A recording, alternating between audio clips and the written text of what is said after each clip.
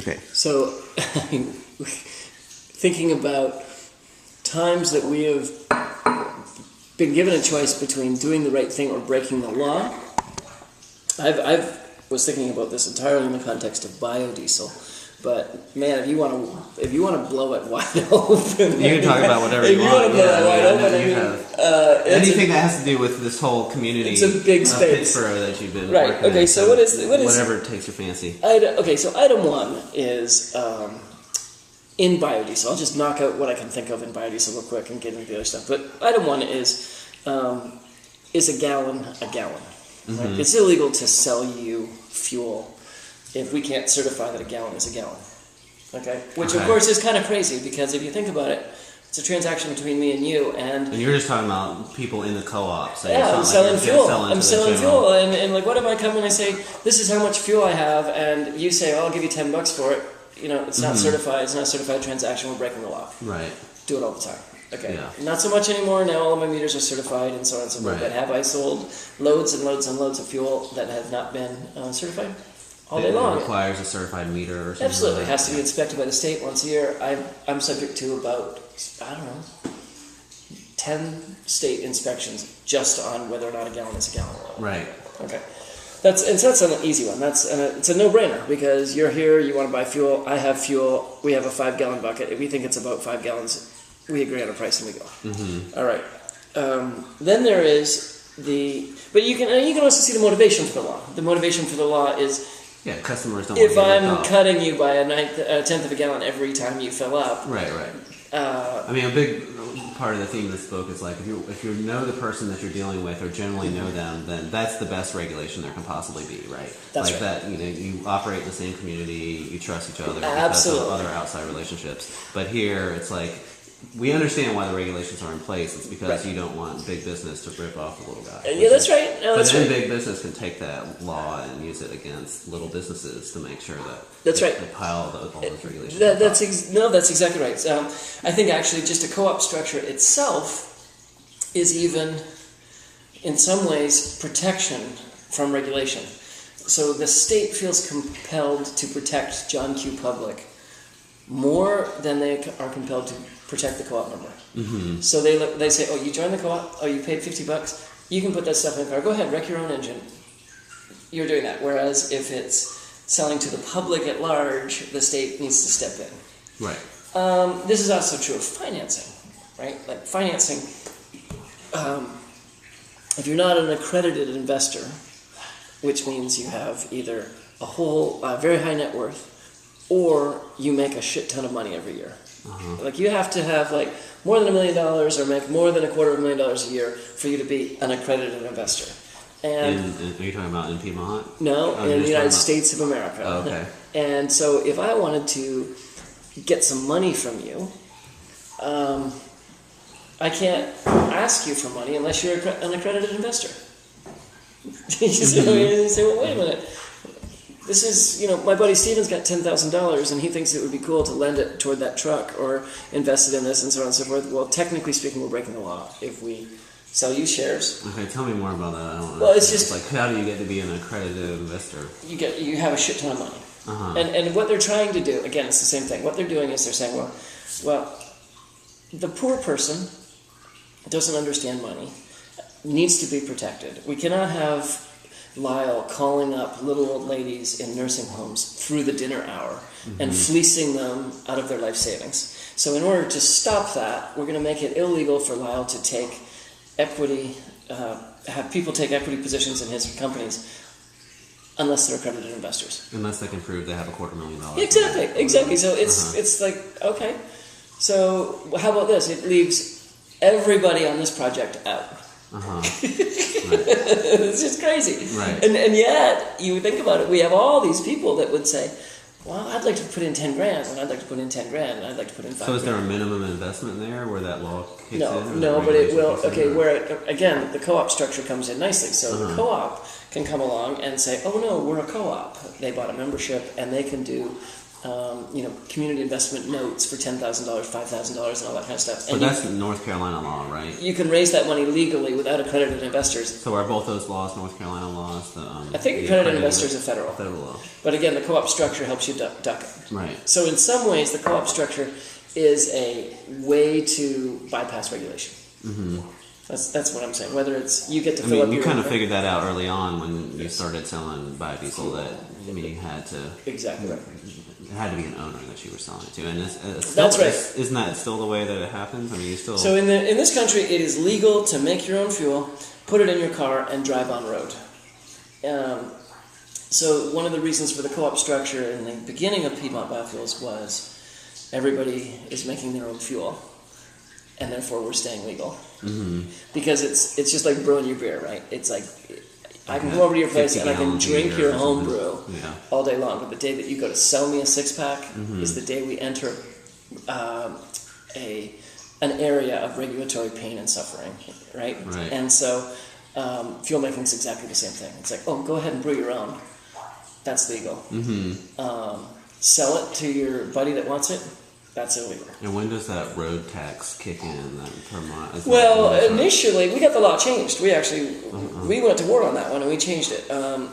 Today there's a 2,000 gallon exemption for home brewers in North Carolina. So the first 2,000 gallons. You guys got that put into place. We got that put into place, exactly. And what we did initially, the law was everybody has to post a $2,000 bond with the state, and then everyone had to start remitting road taxes. Under that, like you had to keep a log of your miles driven or something. Your gallons produced, your gallons pumped, and so we went down to Secretary Tolson and explained to him that what you're doing is you're forcing everybody underground. No one is going to post a $2,000 bond. We did.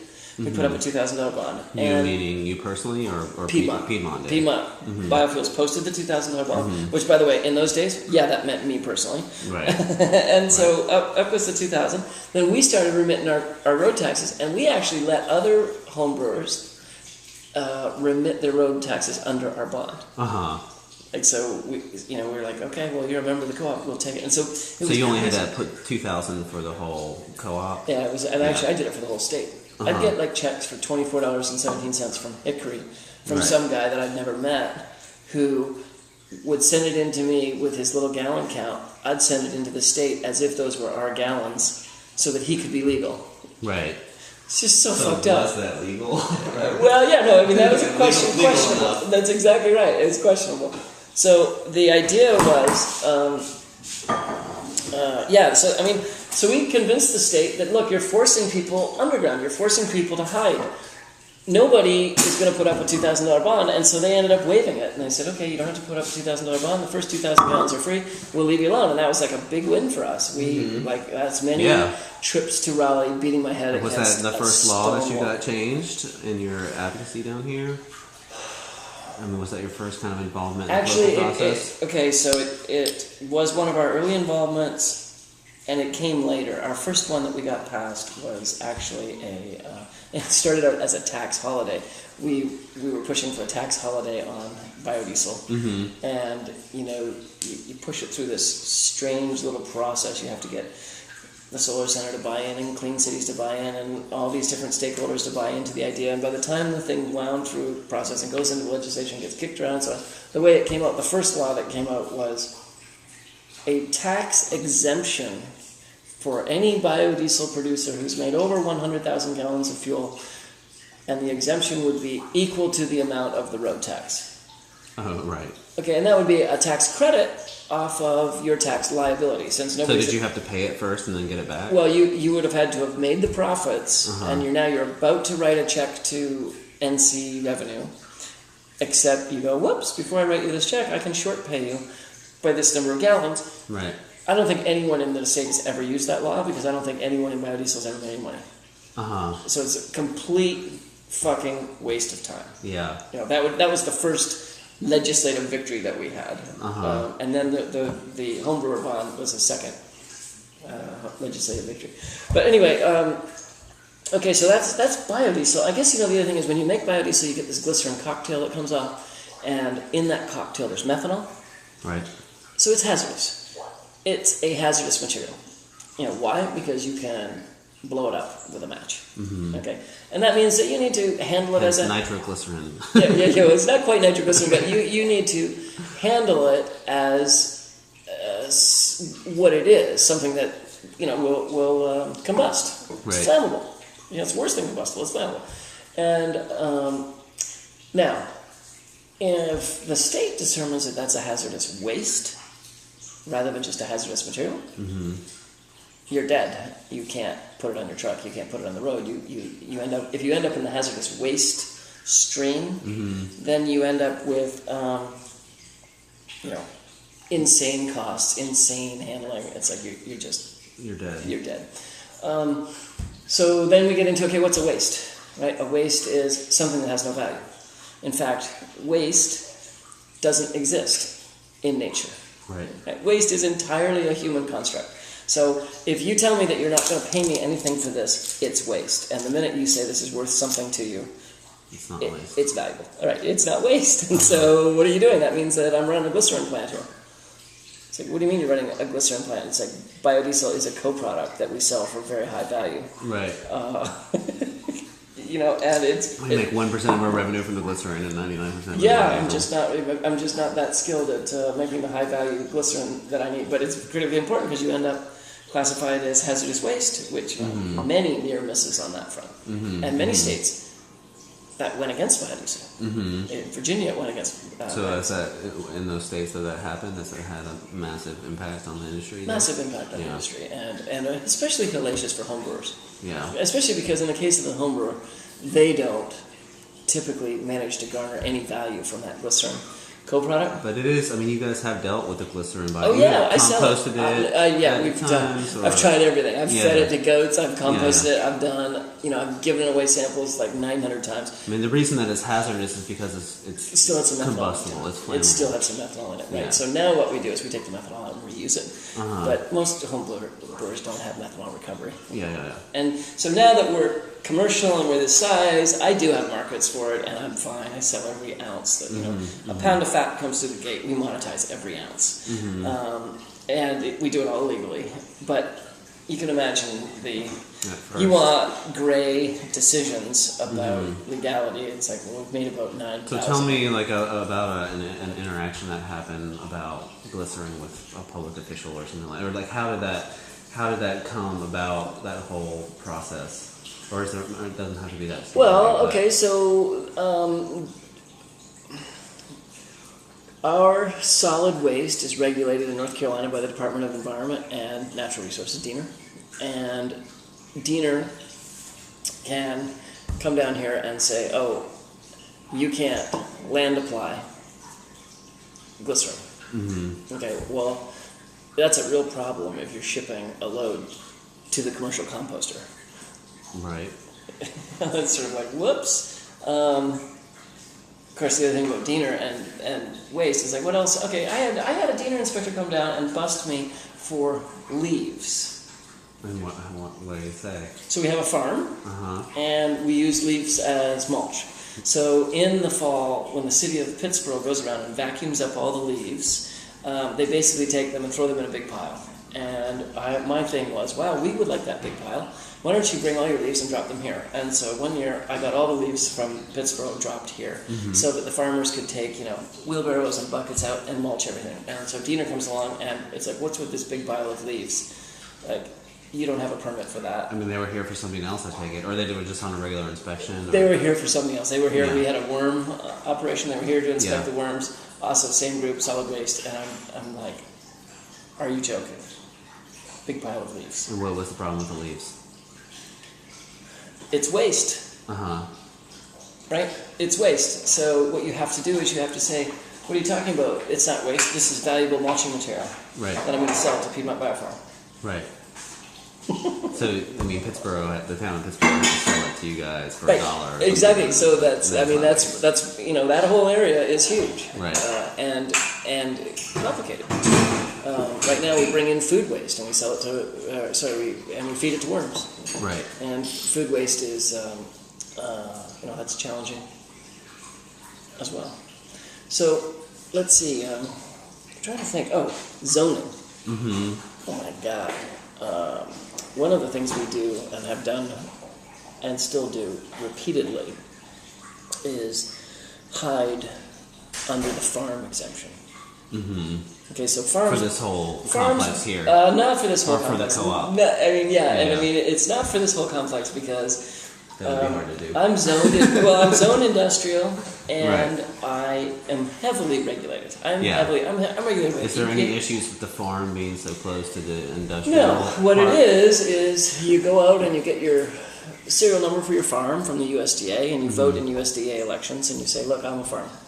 And if you're a farm, you don't need a building permit to put up a pole barn. Mm-hmm. You know, if you're on this side of the fence, I need to pull permit 6 ways from Sunday before I can do jack. If you're on that side of the fence, you just build whatever the hell you want. Mm-hmm. Okay? And so in the past, at the co-op, we've had a farm. We always tend to have a farm. Why? Because we have a vacant lot. If you have a vacant lot next to you, we're just sort of farm inclined. It's like, that should be a farm. Well, there's a synergy there with just trying to Yeah, test totally. runs on growing crops for biodiesel. Yeah, and even then, it's like Or just- when you get hooked on local fuel, local food, it's just such a next thing. So actually, screw oilseed crops. Like, Yeah. really, we shouldn't be burning oilseed crop things that we can eat anyway. So like, screw that. Let's eat. So we Right. grow sweet potatoes and we grow non-biofuel stuff. But the fire marshal wants to come and inspect our operation. We'd have no hope of passing. I got interns living on this side of the wall, and like methanol being stirred up in big batch reactors over on this side of the wall. It would be no hope. Right. I'm a farm. You don't regulate farms. The fire marshal says, I want to come out and inspect your operation. I say, well, why would you come out and inspect my operation? It's not your jurisdiction. I'm a farm. He says, well, I want to come out and inspect your operation. I say, well, take it up with the USDA. You look like you have something to Hey, say. what's happening? Screech, have you ever broken the law to do the right thing? Not me. I have never broken the law in my life. To do the right thing. You know you're on video here, so. Hey, I don't care. Hey, McGee. Yeah, lost him already. Yeah. So I'm doing a little interview with Lyle here on some of the legal hassles of getting the biodiesel thing started up and everything else, and the biofarm and all that. So I don't know. You're a farmer, right, Screech? I'm a greenhouse operator. Greenhouse operator here at Yeah. Piedmont Biofarm. Yeah. No, not Piedmont Biofarm. No. I am not any part, way, shape, You're or not. form associated You with have Piedmont you have your Biofarm. own farm. Yes, the greenhouses are mine. Okay, gotcha. Understood. Yeah, people keep jumping to that conclusion and says, sorry, give them work that guy. Right. Sorry, I had to get that done. Oh, hey. No problem. Actually, I didn't know you was busy. What about grey water? Have you ever put your grey water out of your washing machine on the ground? Damn. That's illegal. I didn't even know what the washing machine, where it went. It goes in that pipe in the wall and it's gone. Well said. Hell yeah, I've even got... Okay, but have you ever said, golly, you know what? I've There's good water here, and I'm going I've to take installed gray water systems. that. You have? Yes. Illegally. Illegally. Really? Because they tell me, I'm going, hey, You're saying this What on is- camera? You're saying this on camera? hey, it's watering the lawn. Right. Come on, I put it out. It went out, watered the lawn, because their septic system would not handle the additional water. Got it. And you're going, Or what about because it just makes sense? oh, well, there's that, but Water conservation. all that stuff. It's Okay, keep going. we get into rule. It is more important to have a rule and regulation than it is to have practical application.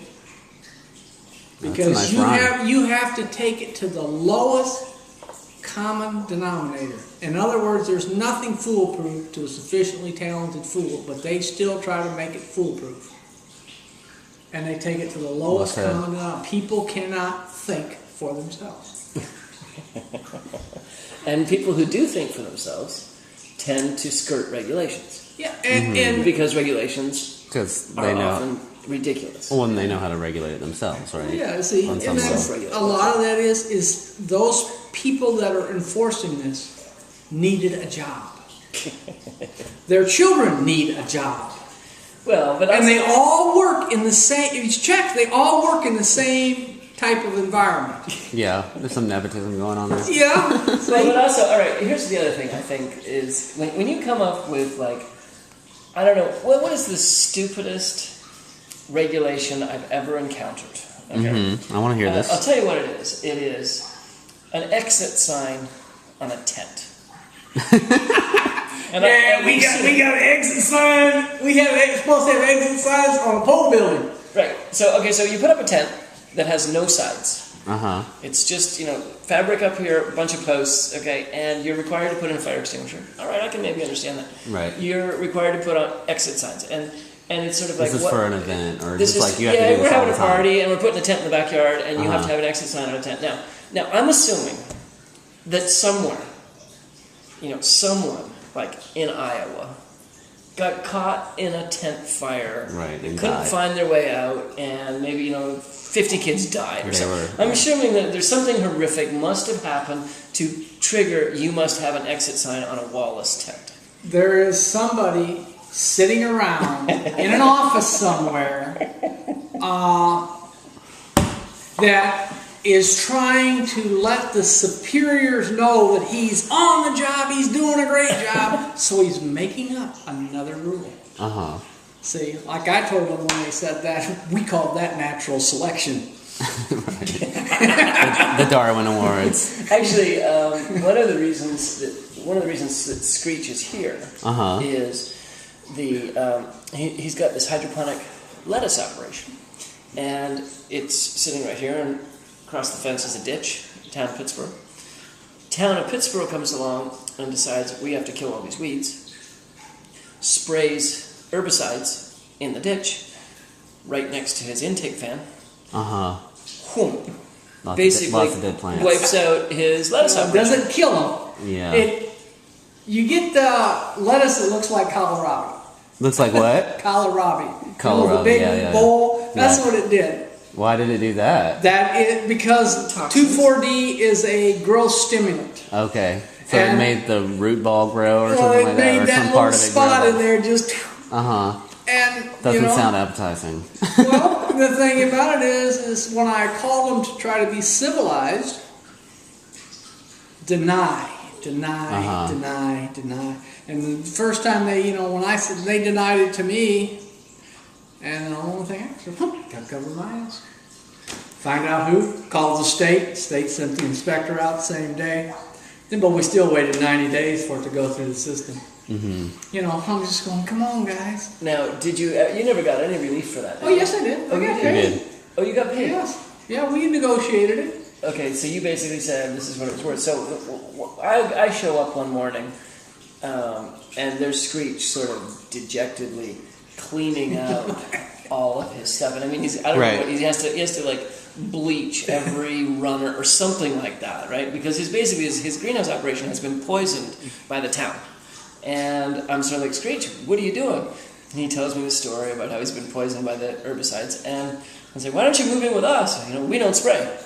And Is that how you got him? well, yeah, it's like a week later. Right. And it's also happened to be the property was sold.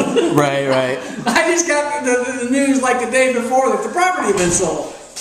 Yeah. Hey, Greg, can I ask you a question? Have you ever broken the law in order to do the right thing?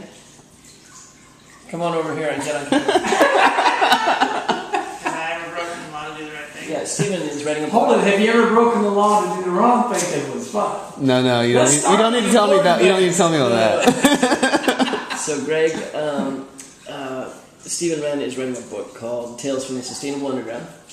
And the question is, have you ever taken an action that is illegal, that you know is illegal, or in violation of regulation, and you know it because the regulation is maybe Stupid? Yeah. I'm trying to get you bang for the buck. I was late, yeah. but I'm getting you bang for the buck here. And you're putting people on the spot. I can't think No. No, good for you. I mean, most of the time, the government makes it such that the risks for taking that action outweigh the rewards, even if you do it right. So usually, like as a risk decision, like for example, you get a grant. It's so ridiculously difficult to implement the grant based on the rules associated with the grant that Yes. you barely can't even do what it is that you wanted to do in the first place. Yes. That can be frustrating. But even if you wanted to break the rules, the risks associated with breaking them could cause you to do even less of what it is that you wanted to do in the first place. Understand. And so it's like, those would be most of the cases where I just wanted to say, like, you know, Right, okay, so fuck you, that... Grant, like, I'm trying to actually get something done here, let me do it, except that you can't even do that, So that then leads to paralysis, yeah. and the regulation is such Good to that see really you. you can't do anything. When did you get out Yeah. here? It's Just like an good hour ago. because I'm it's good. like you're going to Let get me see you're so doing the fucked right thing. Having if a you good- get caught. Yeah, I am. Yeah, I'm. On that logic, We're based on having- your risk decision making, you're like, you know what, the risk is too high, I'm not going to For the do book it. And we're therefore, How's that going? most Good. people Let's do the end of the don't do shit. Most people sit around watching this. They sit around all day. Like, More rules and regulations. 10 days away. That's right, to solve the problem. Okay, there you go. I think it's 9:29. If you don't count the 200 this morning off the Yeah, truck. that's great. So it's Wow. an 1,129 gallon day, And there's 280 left on the truck? and there's 280 left on the truck. Here you go. Beautiful. If you could hang those up for me, I would appreciate it. Thank you so much. Thanks, I was sir. late for this. But before you go, have you ever broken the law in order to do the right thing? Uh-oh, he's getting everybody.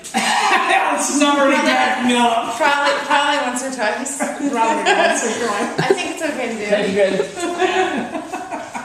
Alright, we'll see you at potluck. All right, very good. Are you coming? I'll be there. Okay, good. See you later. Guest of honor. Guest of honor. No, I think it's So your did you birthday, get- Lyle. did you- Guest of honor, it's his I birthday. think it's his birthday. I think he might be the guest of I honor. think that what Greg said, I think, was really compelling, and that is that he says, I'm not going to take a risk. The risk of breaking that law, the penalties, the risk is too great. So his answer is no, I haven't, because the risk is so great. Mm-hmm. And unfortunately, I do think that leads to paralysis, because at some moment, you have to have balls, and you have to say, that's stupid, I'm going to do it anyway.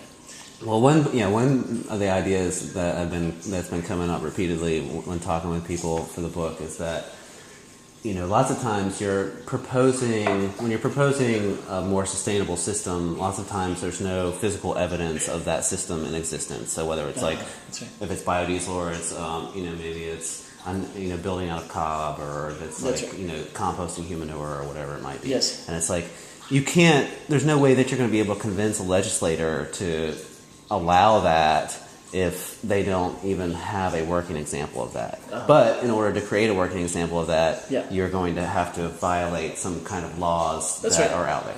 Yeah, that's exactly right. No, that's a repeated theme that comes up. But I also think that regulation leads to paralysis. So most people don't try shit because the stakes are so high. Because there is that grant money that you could lose, or you might get. Well, you get or you audited get- and you fucked with federal money. It's Yeah. like jail time, Right, know. right, and, right. and actually, you want to putz around with like your excise taxes on fuel. Like I've got 3 levels of excise tax on every gallon of Yeah, fuel. I mean, you that can goes go up to- bankrupt, or you can go to jail. Absolutely, jail, yeah. absolutely. Go Right. get into it with the IRS. It's actually you wanted an interaction. I do, yeah. Yeah, I'll tell you. I'll give you an interaction. Fucking IRS. I'll give you an interaction. Hey, when you get a chance, I need a price on barrels because I got some people interested in buying some. Okay, did you get your 24 that you No, took I off the top? haven't gotten them yet. Get those fast and gone before anybody notices. Okay, well, I finally found out where the caps were. Okay. They don't put the caps end up in a bucket, and I don't know what happened to the bucket. Understood. after. I see. Okay. But I said I got 3 or 4 people that are interested in some barrels. And I normally do $10 on metal and less on plastic. well, that's what we want. We don't want metal. We want everyone I'm dealing with wants plastic because they're my customers that I get in to use motor oil from. So they can store it in a safe Yeah. that won't rust out. And also, see, I can drill them so the water runs off the tops. Yeah, I got it. Okay, so I don't. Well, you got time. I got to be in Silo City for a while. All right. But that's just my question for you. Oh, and I also have 8 containers of vegetable oil that, You want to donate? it's the sitting at the top of the hill. Somebody donated it to me. I'll come and help myself. I saw those. I'll take them. So, that's where that is. Understood. Okay. Okay, so I've got an IRS agent in my office. Okay. And one of the things in the law is if you are deriving process heat from hydrocarbons from biomass, you're entitled to a 50 cent a gallon burn credit. Okay. That's substantial. And so you're reading this interpretation by the IRS, and it says this in this paragraph. 2 paragraphs down, it says something about providing motive power for like motorboats. Okay, and so she comes in. I've burned 25,000 gallons of free fatty acids to power our plant. And I've claimed my $12,500 from the IRS in order to, based on the fact that I've unplugged my electric heaters and I've derived my process heat from hydrocarbons from biomass. Right. After a huge fucking investment, many tries, failures, beat your head against the wall. To make something to produce heat from this waste product. We designed a custom system. We got it working, and suddenly it's like, boom! I got it approved by the Department of Air Quality. I've gone through huge effort, and I've claimed my $12,500. I don't know what I spent on. I probably spent $60,000-$70,000 on making it work. I probably spent 18 months and $70,000 on making it work. A bunch of time. And I get now, and I'm entitled to $12,500 from the IRS. Okay, so she comes in. And the interpretation of the code is it's basically so fiendishly complex no one can understand it, including her. Right. But she decides right there on the spot that because I'm not powering a motorboat, I owe them $12,500. Just because somewhere in that thing. Yeah, because down in this 2 paragraphs later, there's a motorboat. Up here, there's boilers. Down here, there's motorboat. And I say it's boilers, and so she decides that it's a motorboat. So I'm standing up. I'm standing up in the. I'm in the conference room. I've been through this audit. 3 days of getting her everything she needs, furnishing receipts, and everything she needs. And we get up to the point, and I'm just I'm stuck. I'm at the wall. I'm done. And we're looking out on Building 3, and Building 3 is a gigantic. I don't know. It's about a 4,000 square foot building of solid concrete walls. Right. Okay, we're looking down on it. And I said, and by the way, at the end of the building is my smokestack, where I burn my hydrocarbons from biomass. To heat the building. Yeah, and also for all my process heat to make biodiesel. Right. And so I said, do you see that building? I said, what do you see that when you look out the window? And she's like, yeah. I said, you think that's a building, right? She said, yeah, I think it's a building. I said, that's a boat. It's called a motorboat. She said, well, have you had it out on the water yet? And I said, not yet. I'm still working on it. I plan on it. It's if she classifies that building a boat, I save $12,500. So what she does then is she assesses $12,500 owing, and then there is a $49,000 penalty, and then there's interest on the $12,500 for a year. So it's penalty, interest, and so on. It's wow, that's a bust. Because it's not a boat. That's a fucking bust. Are you joking? It's are you joking? I kill myself to move to a renewable fuel, and you're gonna basically, she totally stuck it to me. And so, of course, $70,000. Yeah, she totally stuck it to me. So anyway, I basically, in comes this assessment, and then I appealed. And I went and said, okay, this is what your auditor found, and how do I appeal? And so I applied for an appeal. I went through the appeal process, and I get to the next level of the IRS, and I say, $49,000 penalties is for cheaters. Yeah. People who are trying to beat the system. I'm not. I thought I was in the level. I'm not trying to screw you guys. I'm not cheating here. It's I used these gallons. I have a record of these gallons that I used. I followed your rules, and it's your auditor decided that I wasn't powering a motorboat, and she doesn't care about this paragraph about process heat. And the appeal folks said, agreed. Right. And so they waived the $49,000 penalty, and they waived the interest. And so now You had to take the all I have the to do credit. is pay the $12,500 back. But they wouldn't let you take the No, the they wouldn't or credit. Well, that's exactly right. And so, and then of course at that time now I owe the IRS $12,500, which I don't have. And so at that point it's like, okay, go into collections. So I get put into collection by the IRS, and the IRS calls and says, "Where's my $12,500?" It's like, all I have is a whole bunch of vegetable oil. Can I give you vegetable oil? Like, I'll pay with that. And they come back with, okay, we'll put out a payment plan. So I basically am going to pay like, $359 to the IRS every month for the rest of my life. When did this happen? This year? Or Would have been 2010. yeah, last 2010 that happened. So, and I'm still paying on it, and it's fucking crazy. And they've just brought it back, and I re-registered in a different format, and I'm actually claiming it again. I've registered differently. I mean, what did you do different? You put I know what it was. No, I know exactly what it was. Okay, do you know what I'm doing different? I'm adding fucking petroleum. Oh yeah. That's what it was. I was going 100% hydrocarbons from biomass.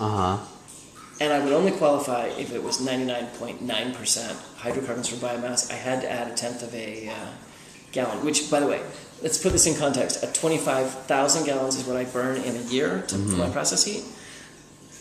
It's a fucking shot glass of petroleum. So what I do now when I load my boiler system is I put in a shot glass of petroleum, and I record that. Right. So next time I get audited, Because it's a slightly different regulation if it has petroleum in it. B99.9 is treated differently than 100% biomass. And I was using 100% biomass. So I basically, when this happened while the Gulf of Mexico was filling up with oil. Really? I got busted for not burning enough having petroleum. any oil. For not burning enough petroleum. That's exactly right. Wow. Unbelievable. That And is unbelievable. here's the thing. Money just comes and goes, right? Money just comes and goes. It goes It's more like than it it's comes, time that gets away from you, right? Right. And the point is that you have when your head hits the pillow at night, and you have like a crick in your neck that like goes all the way down to your knee. That's the IRS. Right.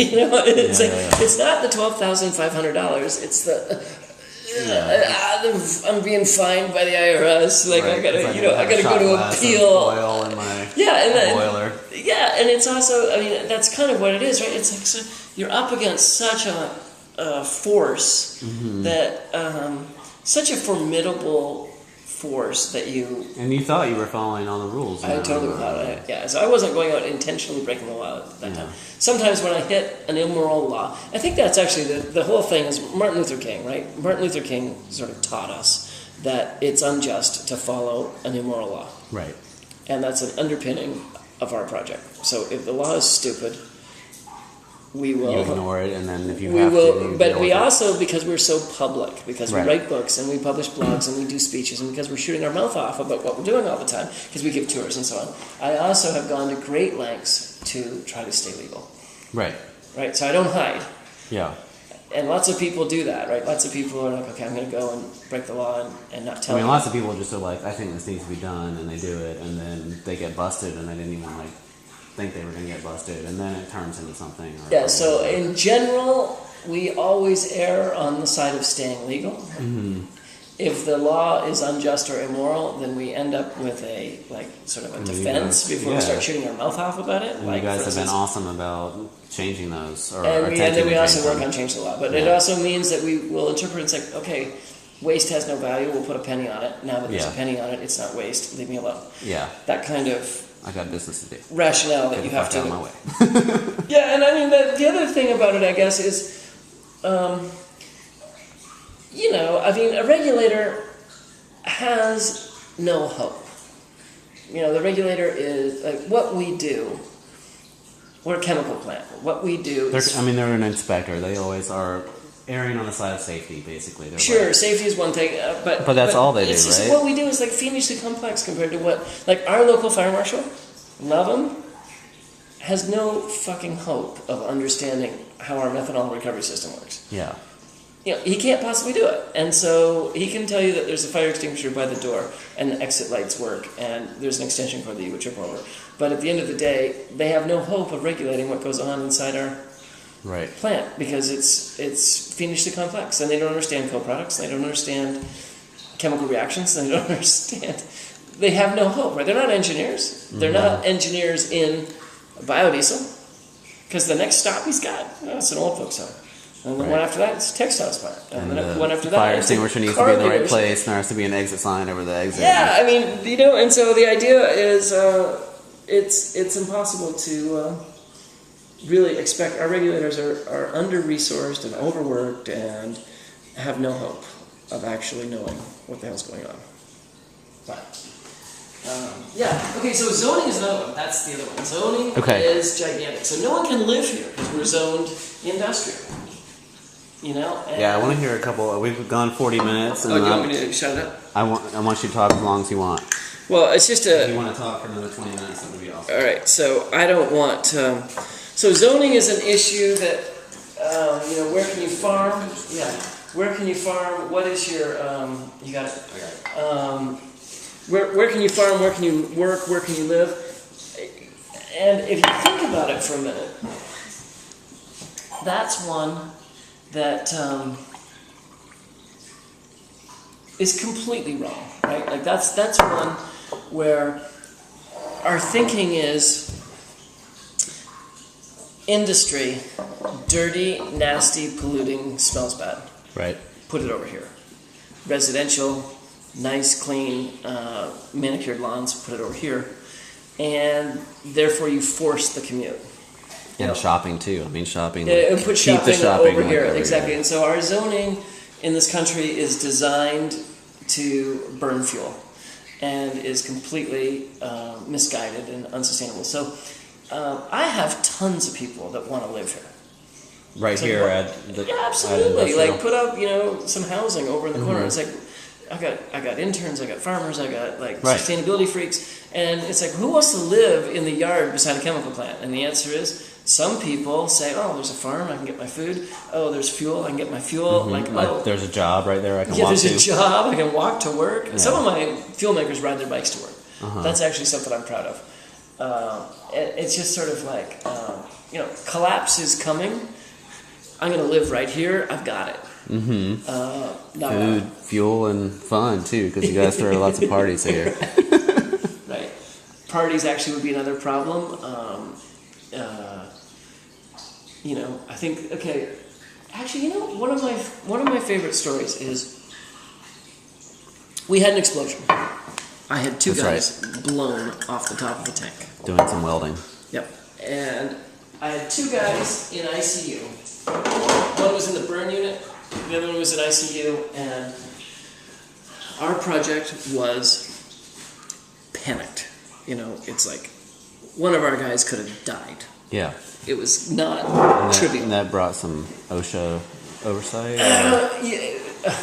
Remarkably, it did not. Okay. It brought it on ourselves. So Yeah. we went and did the OSHA regs, and so we now follow the OSHA stuff, even though OSHA never came and OSHA never called. But we went ahead and did it anyway. But the point is that we were panicked. We were freaked. It was a dark, dark moment in Piedmont history. And we used to have this meeting called the State of the Bubble. And the State of the Bubble is when everybody on project would gather in the kitchen, and we would just pass the bubble around and, you know, talk about our shit. And where were we? And so we decided that we were going to have a State of the Bubble meeting, and we came here, and it's like, I don't know, there's probably like 50, 60 people showed up in the kitchen. Because... Max occupancy 20. Bingo! I mean, bingo. It's exactly right. And actually, it was Jacques who pointed that out. And Jacques used to run a textile mill in Senegal, and he pointed out that, you know, there are such a thing as industrial accidents, and it's like... and that regulations have a role and so on, but be careful what happens here. You know, there's only supposed to be 20 people in this room. Right. And we didn't bust up the meeting. We didn't like start following that rule because the fact is, you know, there's 3 egresses out of this building, and we're here. We're freaked out. We're not. Yeah, you need to talk about shit. Exactly. So that was one thing.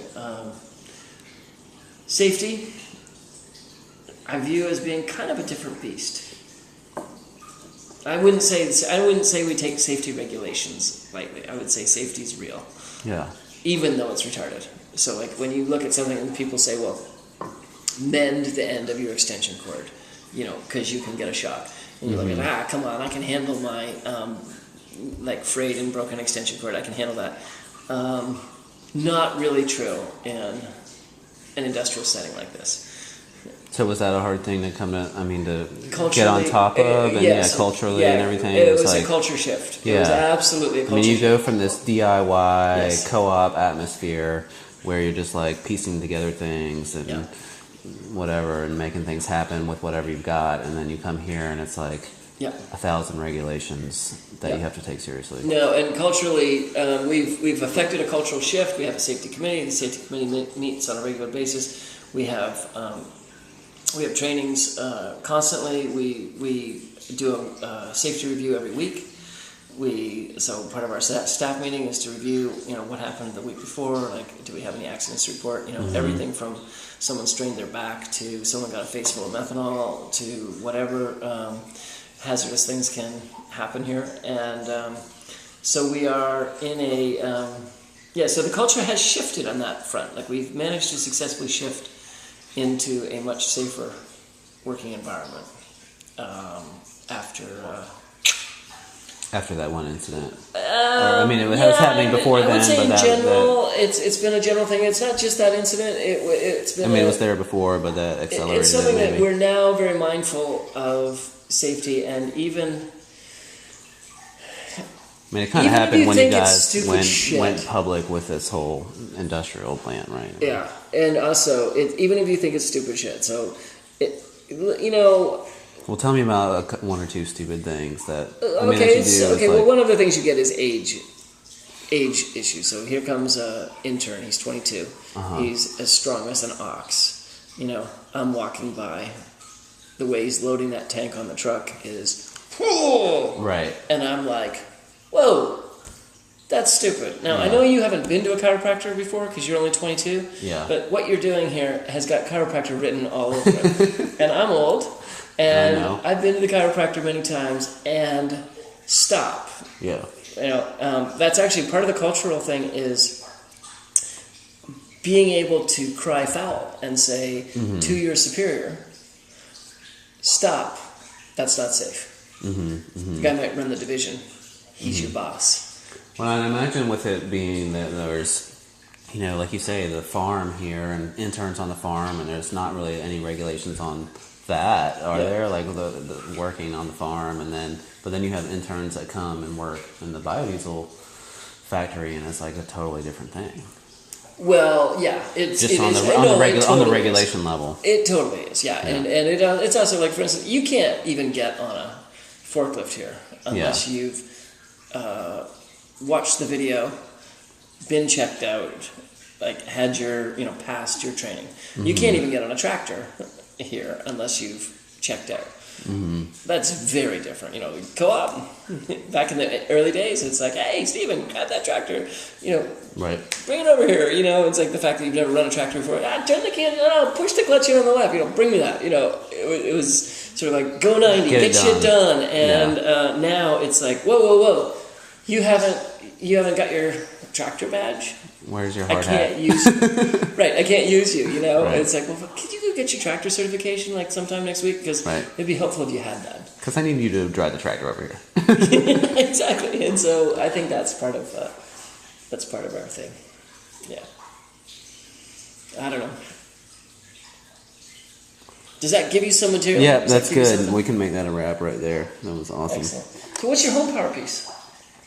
And who would ever be a glutton to write for Home Power again?